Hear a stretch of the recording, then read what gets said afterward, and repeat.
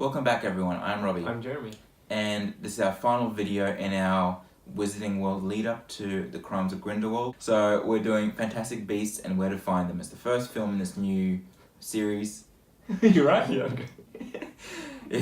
Here are our thoughts.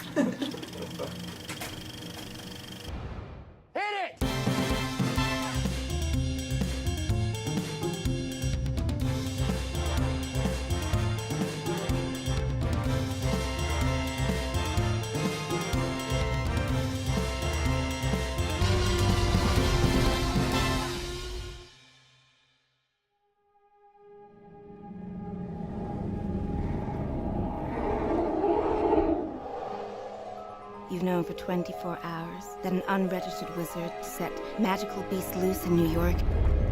Yes. Where is this man?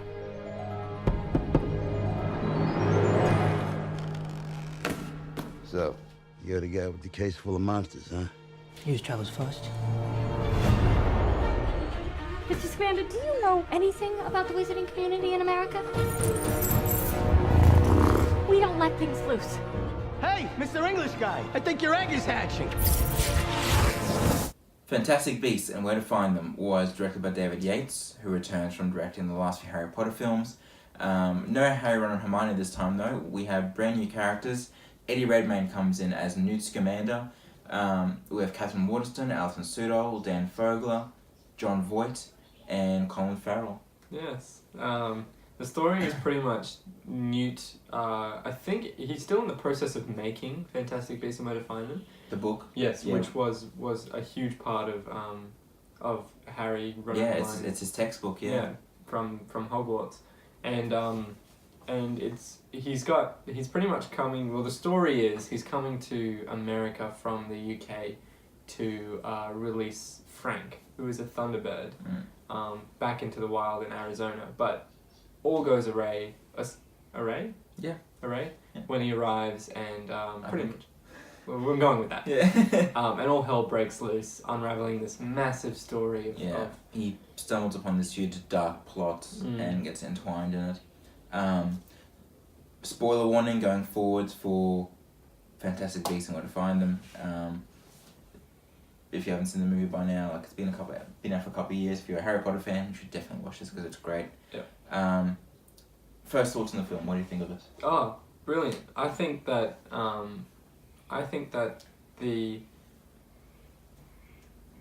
written by J.K. Rowling.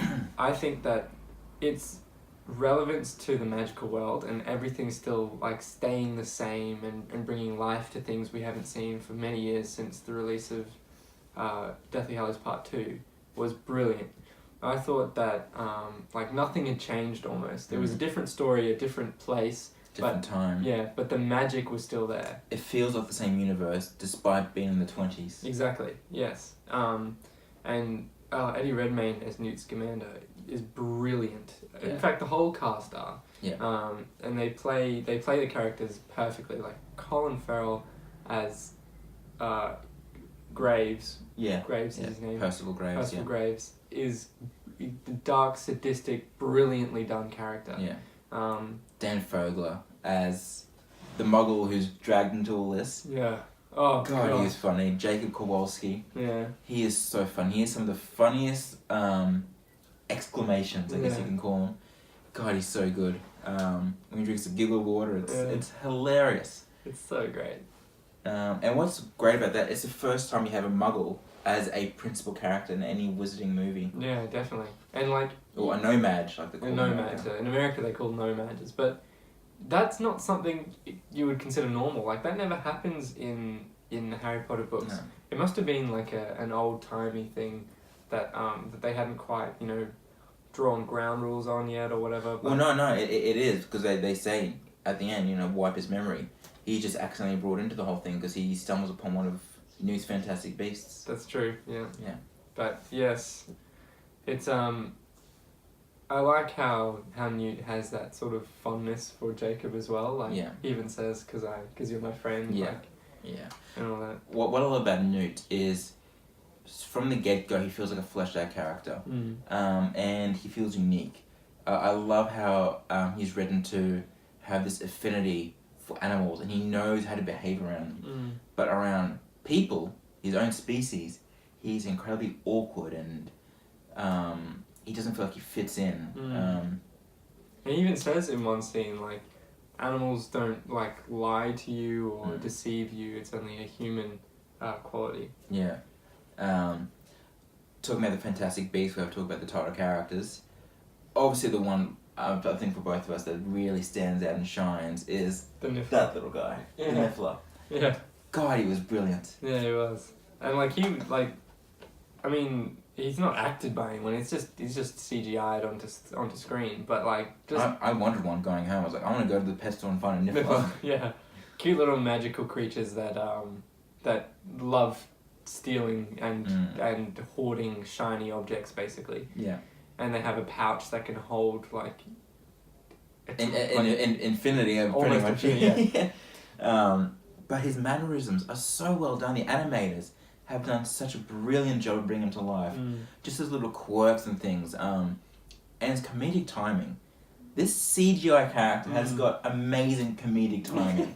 Like there's that one bit when Newt walks past him in the jewelry store, and he just freezes when he's holding out the necklace, and he just stands there for a second. You just see him like breathing. Yeah. It's quite cute. Yeah, no, it's great. And the other Fantastic Beasts are just as well realised, and there's so many of them.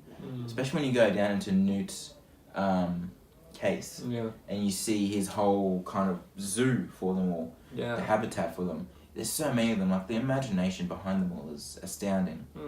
And you can see that his official title is a magizoologist. Yeah. Which is a magical zoologist. Exactly, pretty much as it says. So he has a lot of info on pretty much every magical beast, and as you go through the movie, you learn more and more about it. Like when the I forget the name of it. It's like a creepy little rat thing that has venomous bites, and it bites Jacob. Oh yeah. Newt would know the answer. Yeah, he would.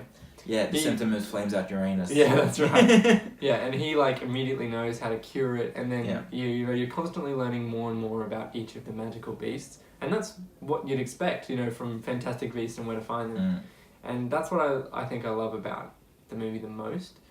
Also, like you learn more about magical beasts that we're already familiar with, but also he knows their mating calls, which I think. That he like the scene where he has to the Erumpent. Yeah, tame the Erumpent basically. Man, that's funny. Hilarious. One thing I've got to credit Eddie Redmayne. He has no shame in ridiculing himself. Yeah, I think that's like he plays it very well. Like he's Newt Scamander. He's not a serious wizard. He's just a normal guy who's a bit weird, stuck in the wrong place at the wrong time. Yeah. Oh man, he commits to this role. He really does. The thing I love about this film is, like we said before, it feels like the same universe, but it doesn't feel like a repetition at the same time. Like there's so much more world building in this one as well.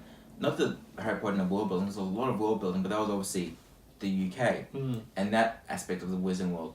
Here it's not just a different time; it's a different place. But you get to see how America is, and the way that J.K. has done it is you feel the ties between the American and the British version. Yeah. But at the same time, you feel the differences at the same time. Yeah. And they bring that up a few times. Like, I don't know how it's like in the UK, Mrs. Commander, but here in America. And that comes in a few times. And it's so well done. The screenplay is really on point. Yeah, definitely. And like even inside of MACUSA, but I mean it's very similar in its own way. So MACUSA is like the American Ministry of Magic basically, and to get into the Ministry of Magic, I mean there's a few ways. You can use a flu powder, I think was the main way, but also like the visitor's entrance, which was the telephone box. Telephone booth, yeah. Whereas for MACUSA, it's almost as if it's like a normal Muggle or no-mage building. And you just sort of walk through, and it's not explained, I guess, in the movie how it just randomly turns into MACUSA. But I thought that was really cool. The fact that it's in plain sight of everyone, but only, wizards and witches can actually enter. And it seemed very crowded and claustrophobic compared to the Ministry of Magic, which also sort of sheds light on the fact that New York is quite crowded and claustrophobic. It's just a completely different environment. Yeah. So I thought that was really cool. I loved the setting of Makusa. And we also have in the film they call them second Salemers, and that's where Ezra Miller comes into play. So he is this troubled young guy who has an abusive mother, because that's not really his real mother, like they say in the film. And he kind of gets taken under the wing of Percival Graves, Colin Farrell's character. And he promises him to teach him magic in exchange for his assistance. And that's kind of what kicks off all of the darkness in the film. Because there's this thing called the... God, I'm going blank. What's it called? The... Obscurus, yeah. Which is destroying a lot of the city. And that's the first big thing you see kind of like destroying things in the film. You just don't know what it is. And then you learn that it's Credence. Yeah. And it was a great kind of like power play, I think, between Graves and Credence, because Credence is wanting his own end goal with this thing.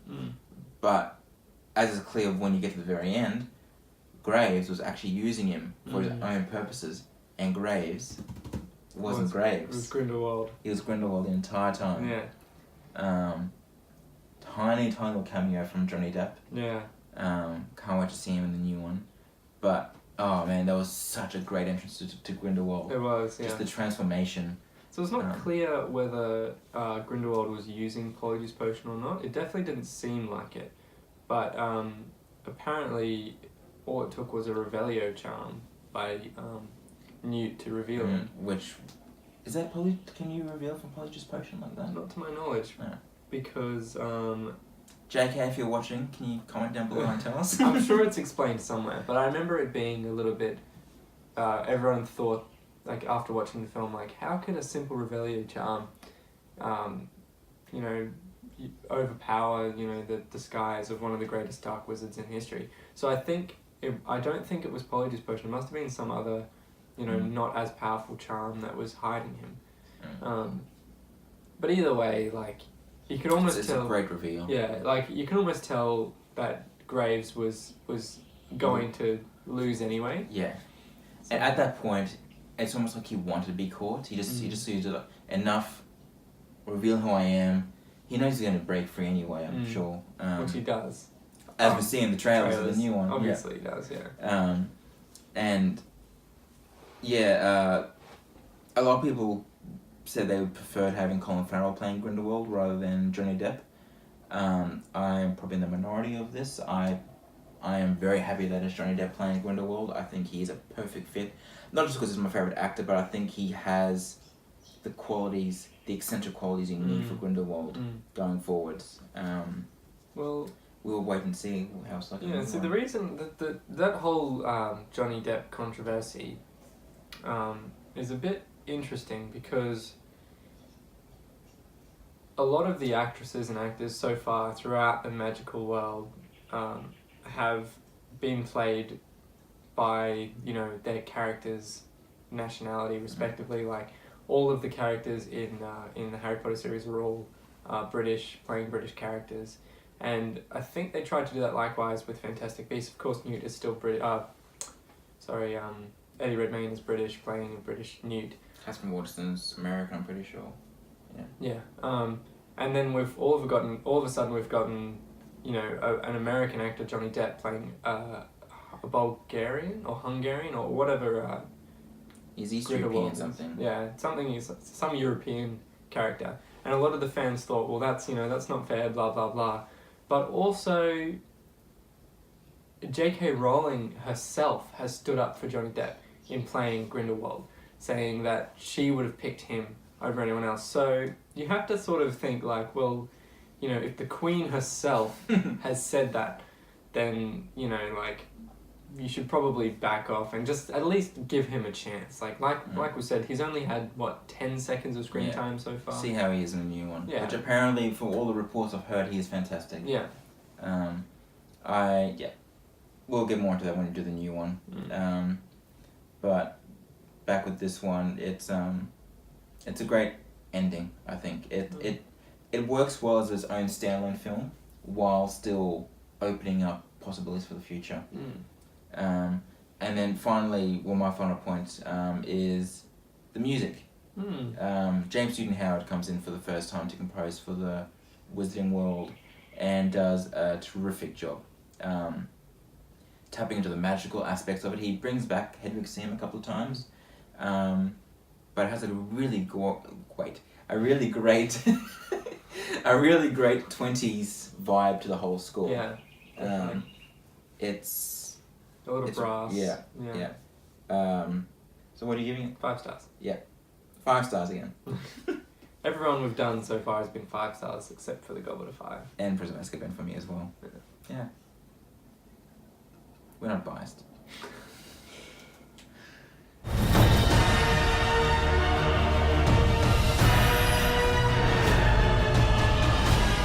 I won't let another one die. I refuse to bow down any longer.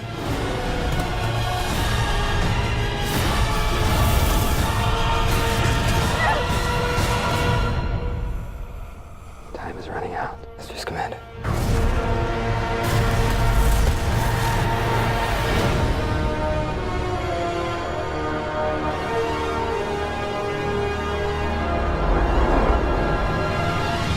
Alright guys, thanks for watching, and that's a wrap. That's it. That is our final review to the lead up of Fantastic Beasts: The Crimes of Grindelwald. We hope you enjoyed every last one of them. Please hit the subscribe button and stay tuned for further reviews. I'm sure we'll be hitting up Fantastic Beasts: The Crimes of Grindelwald very shortly as well.